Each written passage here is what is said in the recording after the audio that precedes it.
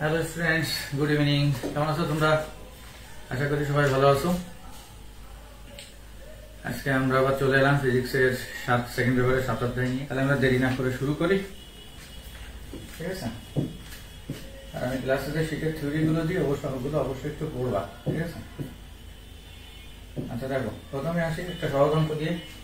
একটি carbon dioxide গ্যাসের বাংলাটা পড়লে মনে হয় অনেক কঠিন, কিন্তু এত কিছু সমস্যা না। সমস্যা হলো এখানে তড়িৎ ক্ষেত্র দেওয়া আছে, তার মানে এটা হলো ই নট। তাহলে তোমাকে বের করতে হবে চৌম্বক ক্ষেত্র বি নট। যে কোনো একটা দেওয়া থাকবে আর একটা বের করতে হবে। তার মানে সূত্রটা হলো বিসি ইকুয়াল টু ই। এটা নট, এটা নট। তার মানে অতএব B nought equal to E nought by C. তাহলে ক্যালকুলেশনটা করে ফেলি। 1.5 10 to the power 6 আর নিচে হলো 3 into 10 to the power 8। এটার সাথে এটা কাটলে এখানে 2 হয়, তাহলে হাফ মানে 0.5 into 10 to the power, এটা উপরে গেলে কত? -2। তাহলে এখান থেকে অ্যান্সার চলে আসে 5 into 10 to the power কত আসে? 10 দিয়ে ভাগ করলে মাইনাস কত? 1। এবং এটা হবে ওয়েবার পার মিটার স্কয়ার, অথবা এর একক হলো tesla. Weber per metre square অথবা হলো টেসলা। এটা খুব সহজ অঙ্ক, এটা তোমরাও জানো। তড়িৎ ক্ষেত্র দেওয়া থাকবে অথবা চৌম্বক ক্ষেত্র দেওয়া থাকবে, সি এর মান আমরা জানি। তাহলে বসাই দিলে আমরা অ্যান্সারটা পেয়ে যাব, ঠিক আছে? এবার একটা আমি অঙ্ক করি, দেখো এটা তোমরা সবাই আশা করি পারবা। n-তম অন্ধকার ডোরা সৃষ্টিকারী তরঙ্গতার দশা পার্থক্য কত? তাহলে দশা পার্থক্য তো তোমরা জানো, twice pi by lambda into হলো কি? পথ পার্থক্য ইন্টু হলো পথ পার্থক্য। তাহলে পথ পার্থক্য কত? Twice pi by lambda. তাহলে পথ পার্থক্য কত? n ল্যামডা না। এখানে যেটা ভালো করে খেয়াল রাখতে হবে, এখানে ভুল করতে পারি আমরা পরীক্ষার সময়। এই যে অন্ধকার ডোরা, ভালো করে খেয়াল রাখতে হবে। তোমাদের আমি ক্লাসে সুন্দর করে লিখে দিছি। তাহলে অন্ধকার ডোরা হলে তোমরা জানো তার পথ পার্থক্য হলো 2n+1 ল্যামডা বাই 2। আর যদি উজ্জ্বল ডোরা হতো তাহলে হতো শুধু n ল্যামডা। এখানে হলো 2n+1 ল্যামডা বাই 2। তাহলে ক্যালকুলেশন এবার করে ফেলি। ল্যামডা ল্যামডা হলো এখানে 2 কি কেটে গেল, তাহলে 2n+1 ইন্টু কত? পাই। তাহলে এটা হলো দশা পার্থক্য, ঠিক আছে? তাহলে এই জিনিসগুলো খেয়াল করো। অঙ্কটা দেখলে কিন্তু সহজ মনে হবে, কিন্তু অন্ধকার জিনিসটা খেয়াল করতে হবে। অন্ধকারের অঙ্ক কিন্তু কম থাকে, কিন্তু দু একটা দিয়ে দিলে তখন সমস্যা। কারণ নর্মালি তো আমরা সব উজ্জ্বল দিয়েই করি, তাই না? আচ্ছা, পরেরটা আসো। এত অ্যামস্ট্রং তরঙ্গ দৈর্ঘ্যে দুটি একই বর্ণের তরঙ্গ দৈর্ঘ্যে কত পার্থক্য দেওয়া আছে? এবার দশা পার্থক্য বের করতে হবে। তাহলে এবার দশা পার্থক্য equal to twice pi by lambda into 2 into 10 to the power -7। ল্যামডার মান তো দেয়া আছে, তাহলে টুয়াইস পাই বাই 4000 অ্যামস্ট্রং। তার মানে যদি আমরা 4000 নিই তাহলে 10 to the power -7 লিখতে পারি কি? ঠিক আছে, 4 into 10 to the power কত? -10। অথবা লিখতে পারি 4000 ইন্টু, এটা আমি কেন লিখলাম তোমরা বুঝতেই পারতেছো, যাতে এটার সাথে এটা ইজিলি কেটে দিতে পারি। তাহলে এই যে 2 2 4 আর নিচে কত? 4 কেটে গেল। তার মানে কত থাকতেছে? Pi by 1000 4000। তাহলে এখান থেকে পাই থাকতেছে 0, 3টা কেটে যাচ্ছে। 4000 নিলে কত হয়? Armstrong 2 into 10 to the power 7, ভুল লিখছি আমি, 4 into 10 to the power 7 হবে। 4000 অ্যামস্ট্রং যদি হয় তাহলে সেটাকে আমরা লিখতে পারি 4 into 10 to the power 7, আর 4000 ইন্টু হলো 10 to the power -10। তাহলে এটাও যা এটাও তাই। তাহলে এখানে এটা কিন্তু হবে না। তাহলে এই 2 2 আর এই 4 কি কেটে গেল। তাহলে শুধু কি থাকলো? সুন্দরভাবে ক্যালকুলেশনটা হয়ে গেল। তার অ্যান্সার কত? পাই। কি বোঝা গেছে? তাহলে যদি তোমার মানগুলো অ্যামস্ট্রং এ থাকে আমরা তো -10 এ নিয়ে যাই। যদি -7 আকারে থাকে তাহলে তখন এইটা নেওয়াটা বেটার, ঠিক আছে? তাহলে কাটাকাটি করতে অনেক ইজি হয়ে থাকে। তাহলে আমরা দশা পার্থক্যের দুটো অঙ্ক দেখলাম। এবার আসি দ্বিতীয়। তোমাদের তিনটা জিনিস বলছিলাম, যে যদি পদ্মার ক্রম সংখ্যা থাকে তাহলে n ল্যামডা ডি বাই এ, আর যদি দুটোই সেম থাকে ল্যামডা ডি বাই টুয়াইস এ, আর যদি আলাদা আলাদা থাকে একটা অন্ধকার একটা উজ্জ্বল তাহলে হলো ল্যামডা ডি বাই টুয়াইস এ। তাহলে দেখি আমরা পরীক্ষণের মধ্যবর্তী দূরত্ব হলো ছোট ডি, মানে ডি মানে ডি, এ মানে ডি আর কি। এটাকে ডিও ধরা হয়, আবার অনেক সময় এও ধরা হয়। আর পদ্মা ডি দূরত্বে অবস্থিত, তাহলে ডি মানে ডি, কোনো চেঞ্জ নেই। পদ্মার উপর প্রতি একক প্রস্থে ডোরার সংখ্যা কত? এই জিনিসটা নতুন তোমাদের এটা আমি করাইনি। আমরা জানি গেটিং ধ্রুবক কাকে বলে? প্রতি মিটারে দাগ সংখ্যাকে বলে হলো গেটিং ধ্রুবক। কিন্তু এখানে বলতে একক প্রস্থে ডোরার সংখ্যা কত হবে? যেমন ডেল এক্স ইজিক্যাল টু আমরা সূত্র জানি ল্যামডা ডি বাই এ, এর জায়গায় কি হবে? ডি। কিন্তু একক প্রস্থে মানে ডোরার সংখ্যা মানে সবসময় 1/, এটা তো জানোই, পার মিটার বা পার ইয়ে। তার মানে তোমাকে বের করতে হবে 1/del x। কি বের করতে হবে? 1/del x। তাহলে 1/del x মানে আমরা কি লিখতে পারি? এটাকে উল্টায় দাও, তাহলে d বাই কত? Lambda d। তাহলে এটাই হলো তোমার কি आंसर। এই জিনিসটা বোঝা গেল নাকি বোঝা গেল না? দেখো খেয়াল করে। ঠিক আছে, 1/del x তোমাকে ডোরার প্রস্থ বের করতে গেলে সবসময় করতে হবে 1/del x। তাহলে এটা কিন্তু তোমার কাছে নতুন লাগার কথা। আচ্ছা, পরেরটা আসি। পরেরটা দেখো তো একটু নিজেরা চেষ্টা করে। এই যে ভর্তির অঙ্ক, কিন্তু কার সাথে কার সম্পর্ক একটু নিজেরা করা যায় কিনা। এটা কার সাথে কার সম্পর্ক দেখো তো জিনিসটা। s দূরত্বে অবস্থিত। s দূরত্বে মানে ওই যে a মানে কি s, ব্যতিচার পড়তে পারা গেল d দূরত্বে, তাই না? উভয়কে দ্বিগুণ করা, ডোরার প্রস্থ x যদি s এবং d উভয়কে দ্বিগুণ করা হয় তবে ডোরার প্রস্থের মান কি হবে? তাহলে x আমরা প্রথমে লিখতে পারি ল্যামডা d বাই কত? 2s। কেন 2s দিলাম তুমি প্রশ্ন করতে পারো, আরেকটা একটু শুধু d দিছিলাম।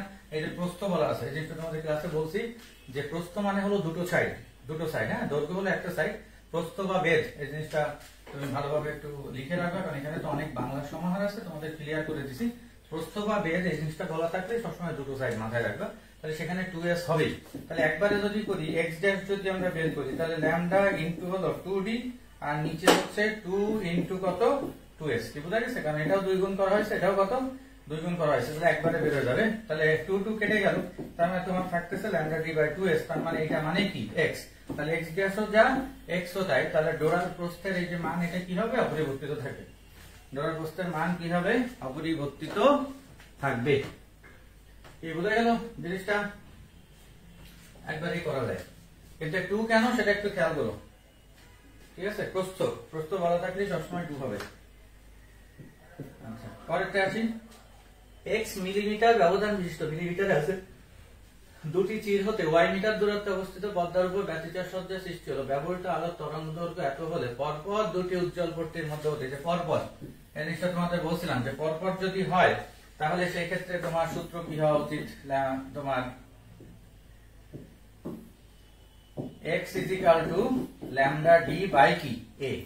পরপর দুইটি উজ্জ্বল ডোরার মধ্যবর্তী দূরত্ব যেহেতু, তাহলে কি হবে? x lambda d by a।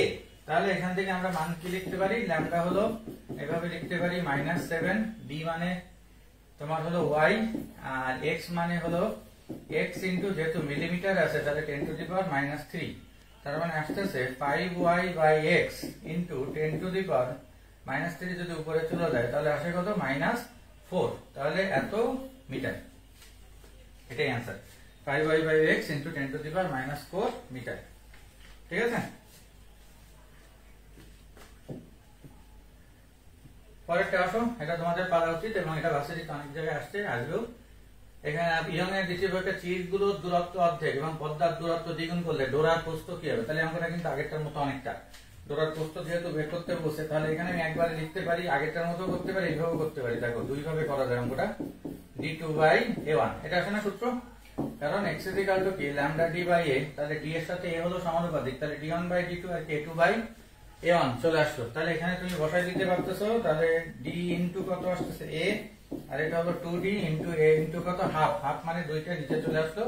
তাহলে d এর সাথে d a কেটে গেল, তাহলে x1 by x2 is equal two কত? 1/4। তাহলে অতএব x2 ইজ ইকুয়াল টু কি আসতেছে? 4x1। x2 is equal to কি আসতেছে? 4x1। তাহলে কয় গুণ হচ্ছে? 4 গুণ। আমি কিন্তু আগের ওই অঙ্কটার মতো করতে পারতাম x ড্যাশ দিয়ে, ওইভাবেও করা যায়, একটা লিখে আরেকটা সম্পর্ক করা, কিন্তু এটা অপরিবর্তিত কোনো চেঞ্জ হয়েছিল না বলে করতে সুবিধা হয়েছে। তুমি এইভাবে অনুপাত দিয়ে করতে পারো। এখানে তরঙ্গ দৈর্ঘ্য নাই, এজন্য তরঙ্গ দৈর্ঘ্যটা কনস্ট্যান্ট, বাকি তিনটা ডাটা দিয়ে আমরা করতে পারি। ঠিক আছে, এটা কঠিন না, তারপরে এগুলো ইম্পর্টেন্ট খুব। আচ্ছা, কোন পর্যবেক্ষণে এত দূরে অবস্থিত বদ্দায় পরস্পর থেকে এত দূরত্বে ডোরাটুকু তৈরি করা হলো কেন্দ্রীয় চরণ থেকে, এই যে চতুর্থ ডোরা যেহেতু পেয়ে গেছে, তাহলে এখানে তোমার চিন্তা করার কোনো দরকার নেই। xn is equal to n lambda d by হলো a। হ্যাঁ, তাহলে অতএব এখান থেকে ল্যামডা বের করতে হবে, তাহলে xn a বাই হলো nd। তাহলে xn কত আসতেছে? xn হলো প্রস্থ দেয়া আছে 1 সেন্টিমিটার এখানে, তাই না? প্রস্থ দেয়া আছে 1 সেন্টিমিটার ইনটু a হলো তোমার ছোটটা 0.03 ইন্টু 10 টু দি পাওয়ার কত -2, আর n হলো 4, আর d হলো যে মিটারেরটা, তাহলে 1.5। হ্যাঁ, এটা কাটাকাটি করবো, আমি উত্তরটা লিখে দিচ্ছি কারণ এত সহজ। 5 into 10 to the power -7 metre, অথবা এটার অ্যান্সারটা থাকবে 5000 অ্যামস্টন। কিসে থাকবে? 5000 অ্যামস্টন। 5 ইন্টু 10 টু দি পাওয়ার -7 মানে তো 5000, কারণ এখানে কি আছে চাইছে কি তরঙ্গ দৈর্ঘ্য, তাহলে তরঙ্গ দৈর্ঘ্য অবশ্যই কারণ কিসে থাকবে সবসময় অ্যামস্টনে। তো অ্যান্সারটা মিটারে না থেকে অ্যামস্টনে থাকতে পারে। তাহলে এখানে চতুর্থ উজ্জ্বল ডোরা বললে যেখানে আমার নিচে 2 হবে কি হবে না নিয়ে চিন্তার কোনো কারণ নেই, n lambda d by a। ঠিক আছে, কারো কোনো সমস্যা থাকলে অবশ্যই কমেন্ট করো, আমি অ্যান্সার কিন্তু দিয়ে থাকি কমেন্ট দিয়ে, তোমরা দেখতে পাইছো যারা করো, ক্লাস যারা রেগুলার করতেছো। পরেরটা দেখো, সব ধরনের অঙ্কই দিছি যাতে এগুলো না পেছায়। ইয়ংয়ের দ্বিতীয় পরীক্ষায় চির দুটির মধ্যবর্তী দূরত্ব, আবার পদ্মার দূরত্ব এবং ডোরার ব্যবধান দেওয়া আছে। এই জিনিসটা একটু খেয়াল করো, ব্যবধান। হ্যাঁ, এই জিনিসটা কিন্তু ক্লাসে করাইনি, একটু দেখতে হবে। আলোর তরঙ্গ দৈর্ঘ্য বের করতে হবে। হ্যাঁ, অঙ্কটা দেখলে তোমার কাছে মনে হবে যে যেহেতু দুটো তীর বলা আছে তাহলে একটা উজ্জ্বল একটা অন্ধকার, কিন্তু এরকম না। ব্যবধান বলতে একটু আগে আমরা যেরকম প্রস্থ করলাম, ব্যবধান মানে দূরত্ব, তাহলে দূরত্ব বললে একটা সাইডই হবে। প্রস্থ বললে তো সবসময় তোমাদের বলছি প্রস্থ বা বেদ হলো দুই সাইড, এই জিনিসটা একটু লিখে রাখবা। ব্যবধান হলে একটাই, আর যদি প্রস্থ বা বেদ হয় তাহলে তখন কয়টা হয়? দুইটা। তার মানে এখানে তোমাকে চিন্তা করার কোনো অবকাশ নেই। x = lambda d by কি হবে a। এই ব্যবধানের জন্য এখানে a হলো কি একটা ব্যবধান। কোন অঙ্কে যদি পাও, এটা আমার শীটে ছিল না, তাহলে তখন a হবে, এটা মাথায় রাখবে, এটা দূরত্ব। তাহলে এবার আমরা অঙ্ক করে ফেলতে পারি। আবার এখানে ল্যামডা চাইছে, তাহলে lambda = x এ বাই কত d, তাহলে x হলো 0.295 10 টু দি পাওয়ার -3, আর ইনটু হলো a তোমার হলো 2 মিলিমিটার, তাহলে 2 ইনটু 10 টু দি পাওয়ার -3, আর নিচে হলো 1 মিটার।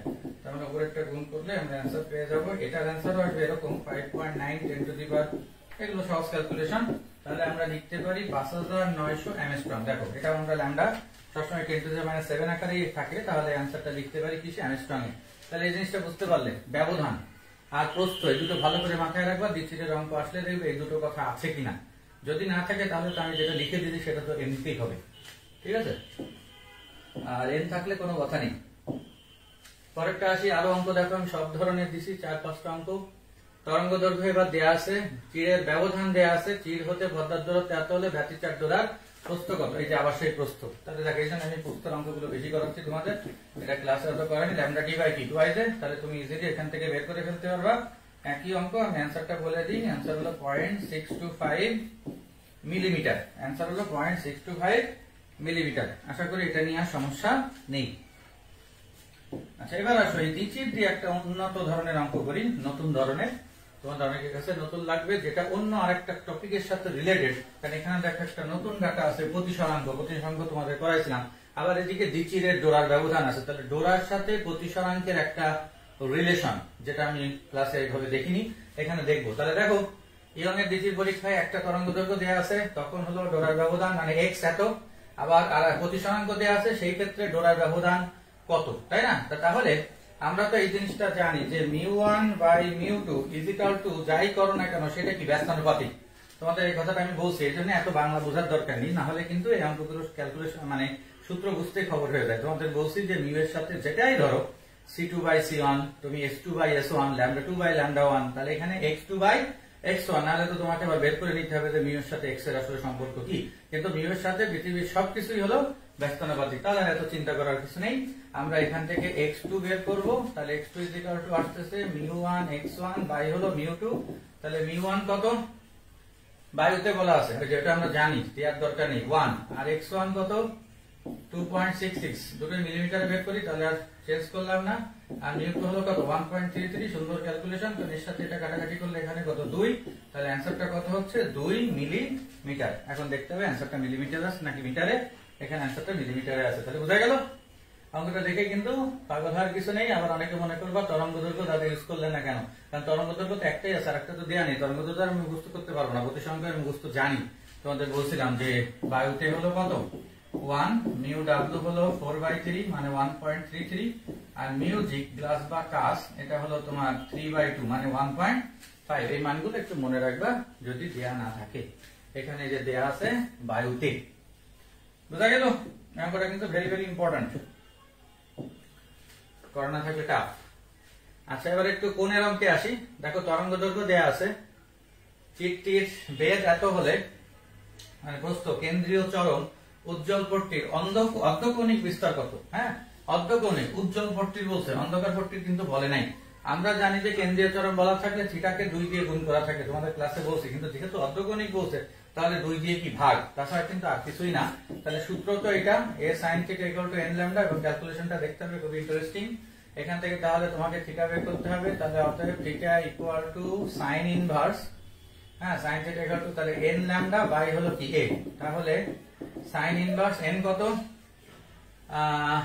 n এখানে কত 1, কিছু দেয়া নেই, তাহলে 1 ইনটু ল্যামডা হলো 6000, তাহলে আমি লিখতে পারি ওই যে 6 ইনটু 10 টু দি পাওয়ার কত -7, ওইভাবে লিখি, কাটাকাটি যাক বা না যাক পরে দেখতেছি। তাহলে এটা 10 টু দি পাওয়ার -5, তাহলে দেখো এখান থেকে কাটাকাটি করলে 6 বার, এখানে কত 2, তাহলে হাফ, আর এখানে আসতেছে 10 টু দি পাওয়ার -7 প্লাস কত 5, তাহলে 10 টু দি পাওয়ার মাইনাস কত 2, তাই না, হাফ ইনটু তাহলে আসতেছে 0.5 into 10 to the power minus কত 2, 0.5 ইনটু 10 টু দি পাওয়ার -2, 6000, আর ওইটা তাহলে sin ইনভার্স 10 টু দি পাওয়ার -2 এর সাথে কাটাকাটি হয়ে যায়, তাহলে শুধু থাকে কত 0.5, তাহলে sin ইনভার্স হাফ মানে কত ডিগ্রি, 30 ডিগ্রি। তাহলে অতএব তোমাকে অর্ধকৌণিক বিস্তার বের করতে হবে θ/2, তার মানে অ্যানসার কত হয় 15 ডিগ্রি, অ্যানসার কত হয় 15 ডিগ্রি। ঠিক আছে, এই যে এখানে হলো এটা হলো 7 হবে, 7 হবে কেন, কারণ এখানে কি দেয়া আছে সেন্টিমিটার, তাহলে ওটাকে কি নিতে হবে কি যে মিটারে, তাহলে অঙ্কটা তো এইভাবে দিবে না, হয়তো ক্যালকুলেটর ছাড়া করা সম্ভব না।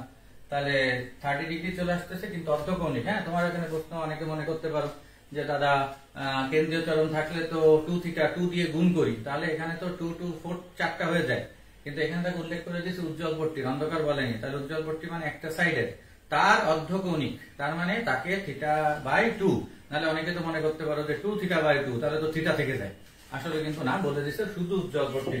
এগুলো বোঝা কিন্তু ব্যাপার, বাংলা একটু ঘুরাই দিলে ফিজিক্সের এগুলো দিচ্ছিলে সব পেঁচায় যাবে।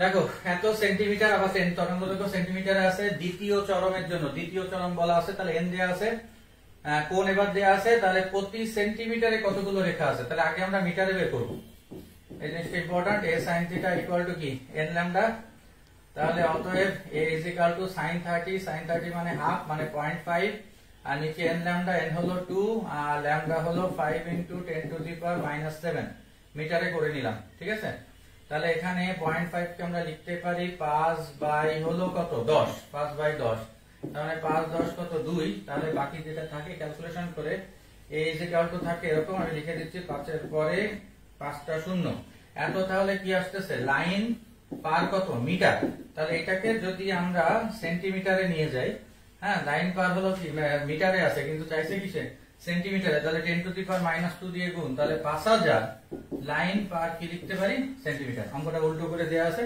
যে সেন্টিমিটারে থাকলে তোমরা জানো যে 1/n, ধরো 1/5000, তাহলে 1/5000 ইনটু 10 টু দি পাওয়ার কত 2, তার মানে এইভাবেও তো লেখা যায় 10 টু দি পাওয়ার -2 বাই কত 5000, তাহলে এখানে 10 টু দি পাওয়ার -2 দিয়ে গুণ, তাহলে 5 লাখের জায়গায় কত হয়ে যাচ্ছে 5000 লাইন পার সেন্টিমিটার। অঙ্কগুলো বাংলা পড়তে হবে, এগুলো খুবই জটিল, পরীক্ষায় তোমাদের মেগা এক্সামে দিছিও দেখছো, কারণ এটা মেগা এক্সাম যারা ফার্স্ট টাইম আসো তাদের হয়ে গেছে, সেকেন্ড টাইমারদের সামনে আছে, যে গ্রুপে আমি দিয়ে দিছি।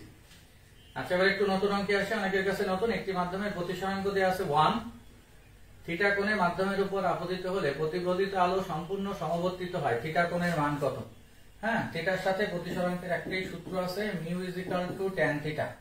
হ্যাঁ, তাহলে অতএব theta equal to tan inverse কত মিউ, তার মানে ট্যান ইনভার্স কত 1, তাহলে কত ডিগ্রি হচ্ছে 45 ডিগ্রি।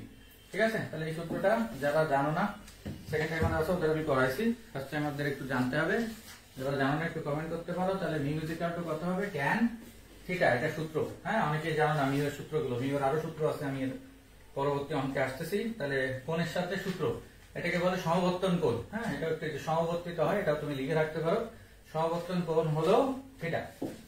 ঠিক আছে, পরে একটা ভেরি ভেরি ইম্পর্টেন্ট অঙ্ক করি। দেখো এখানে দেয়া আছে তোমার i এবং 4i দুইটা প্রাবল্য, প্রাবল্যের সাথে আসতে হবে। জিনিসটা যারা সূত্র জানি তারা কিছুটা জানি, কিন্তু অঙ্কটা খুবই টাফ। গঠনমূলক ব্যতিচাপ তৈরির প্রাবল্য কত হবে, এই বাংলাটা পড়ে আসলে অঙ্ক উদ্ধার করা খুব টাফ ব্যাপার। হ্যাঁ, আগে তোমাকে বলে নিই, সূত্রটা হলো i সমানুপাতিক a স্কয়ার, এটা হলো মেন সূত্রটা, থিওরিতে আসুক অঙ্কতে আসুক, যে i হলো তোমার প্রাবল্য আর a হলো কি বিস্তার, তাহলে প্রাবল্য হলো বিস্তারের বর্গের সমানুপাতিক। এটা হলো মেন সূত্র। এখন ধরো আমরা ধরে নিলাম যে I1 = 4i আর I2 হলো i। আমার ইচ্ছা আমি ধরে নিলাম, তুমিও ধরতে পারো। বড়টা আমি বড় ধরছি, I1 ধরছি, আর ছোটটা i ধরছি, ঠিক আছে। 4i আর কি ধরলাম, i ধরলাম। তাহলে অতএব এই সূত্র থেকে যদি আমি আসি, তাহলে a1/a2 √, তাহলে আমরা লিখতে পারি I1/I2। তাহলে √I1/I2 মানে কি √4, আর √4 মানে কত 2। তার মানে অতএব a1 = আমরা লিখতে পারি 2a2। অতএব a1 = আমরা কি লিখতে পারি 2a2। এইবার আসি এখান থেকে a ম্যাক্সিমাম আর a মিনিমাম এর দুটো ব্যাপার আছে। তোমাদের আমি ভেক্টর লব্ধি করাইছি যে যদি সর্বোচ্চ লব্ধি হয় তাহলে দুটো যোগফল হয়, ওই যে a1 আর a2 ওইখানে pq দিয়ে করাইছি। আর যদি সর্বনিম্ন হয় তাহলে দুটোর কি হয় বিয়োগ। এখন আমরা দুটোই করব না। কেন করব না? অঙ্কের একটা খুব ইম্পর্টেন্ট টপিক হলো এটা, ভালো করে গোল্লা দিতে হবে যে গঠনমূলক ব্যতিচার। গঠনমূলক ব্যতিচার মানে কি উজ্জ্বলেরটা। আমি যেহেতু এখানে ধ্বংসাত্মক ব্যতিচারও বলতে পারতাম, তাহলে শুধু আমরা উজ্জ্বলেরটা করব। আর উজ্জ্বল যেহেতু, তার মানে তোমাকে এখানে কি করতে হবে, অতএব কি বের করতে হবে a ম্যাক্সিমাম। তাহলে a ম্যাক্সিমাম = কি আসতেছে a1 + a2। হ্যাঁ, যদি এখানে ধ্বংসাত্মক বলতো তাহলে a1 - a2 হতো। তাহলে আমরা এখানে বসাই দিই হলো a1 কত 2a2 আর প্লাস কত a2, তার মানে কত আসতেছে 3a2। কত আসতেছে 3a2। তাহলে এবার এই উপরের সূত্র থেকে আবার চলে আসি, দেখো I ম্যাক্সিমাম = তাহলে কি আসতেছে a ম্যাক্সিমাম এর কি স্কয়ার, a ম্যাক্সিমাম এর স্কয়ার। তাহলে এইটার যদি আমরা স্কয়ার করি তাহলে 9a2 এর কি স্কয়ার। এবং দেখো আমরা এখানে ধরে নিছিলাম প্রথমে, সেখান থেকে আমরা এটা লিখতে পারি 9a2 এর স্কয়ার মানে কি 9 কি I2 কি লিখতে পারি। এটা কোথা থেকে, এইখান থেকে। সবই কিন্তু এই সূত্র থেকে যে I সমানুপাতিক কি a স্কয়ার। তাহলে I2 সমানুপাতিক কি a2 স্কয়ার, I2 সমানুপাতিক কি a2 স্কয়ার। এবং I2 মানে আমরা কি ধরছিলাম I, তার মানে 9I2 মানে আমরা কি লিখতে পারি 9i। হ্যাঁ, এটাই হলো তোমার অ্যানসার। দেখো অঙ্কটা বোঝা গেছে কিনা? খুবই হাইফাই অঙ্ক, যত সহজে করে দিলাম এত সহজ না, ঠিক আছে। দেখো বুঝছি কিনা, না বুঝলে কমেন্ট করতে পারো। ক্লিয়ার? দেখো কোথায় বোঝনি, সবই কিন্তু মেন সূত্র আসতেছে এটার থেকে। I সমানুপাতিক কি a স্কয়ার, ওইখান থেকে আসতেছে I1 আর I2।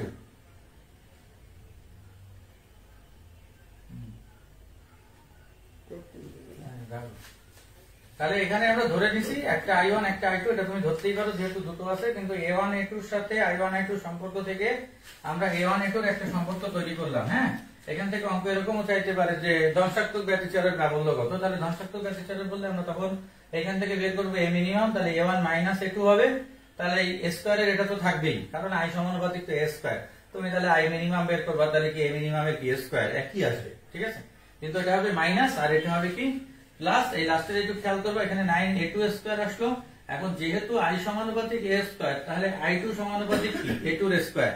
আর I2 মানে আমি ধরে নিয়েছিলাম কি I। তাহলে অ্যান্সারটা কি আসতেছে 9i। কি বোঝা কি গেছে? এটা হলো খুবই ইম্পর্টেন্ট একটা অঙ্ক, ঠিক আছে। ব্যতিচারের সাথে প্রাবল্যের সম্পর্ক বুঝতে পারিছো মনে হয়। আজকের লেকচারে সবচেয়ে ইম্পর্টেন্ট অঙ্ক হলো এটা। আচ্ছা, এবার আসো দেখো পরেরটা কি বলছে। এত প্রতিসরাঙ্ক দেওয়া আছে এবং রেখাচিত্র দুটির পারস্পরিক দূরত্ব দেওয়া আছে। এখানে আবার পর্দার দূরত্ব দেওয়া আছে, কত কিছু তরঙ্গ দৈর্ঘ্য আবার দেওয়া আছে, তাদের আলো দ্বারা ঝালরের বেগ কত। তাহলে এখানে কিন্তু অনেক কিছু দেওয়া আছে। তাহলে প্রতিসরাঙ্ক যেহেতু দেওয়া আছে, এখানে দেখো আমরা 16 নম্বরে যেটা করতে পারি সেটা হলো যে তোমার এখানে সূত্র আসতেছে, বুঝতেই পারতেছো x = lambda d বাই হলো কি টুয়াইজে। টুয়াইজে কেন সেটা আর আমার বোঝানোর দরকার হবে না, এই যে আমি দাগানি রাখছি। বেগ কত, বাকি কি কি দিয়ে আছে, এত ডাটা কেন দেওয়া আছে সেটা একটু আসতে হবে।